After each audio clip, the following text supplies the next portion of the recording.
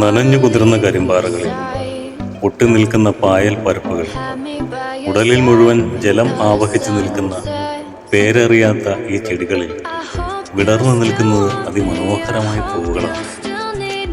വാനമേഘങ്ങളിൽ നിന്നെന്ന പോലെ ഒഴുകിയിറങ്ങി മണ്ണു തുറന്ന ഈ ജലപാതം മറ്റെവിടെയുമല്ല. പാലക്കാട് ജില്ലയിലെ മണ്ണാർക്കാട് നിന്ന് വഴി തിരിഞ്ഞു പോകുന്ന അട്ടപ്പാടി വഴി ചുരം കയറിയെത്തിയാൽ കാണുന്നൊരു കാഴ്ചയാണിത്. മഴക്കാലം മാറിയാൽ പിന്നെ മഷിയിട്ട് നോക്കിയാൽ പോലും കാണാൻ കഴിയാത്ത ഈ മനോഹര നേർക്കാഴ്ച മഴക്കാല സഞ്ചാരികൾക്ക് മാത്രം സ്വന്തമാണ്.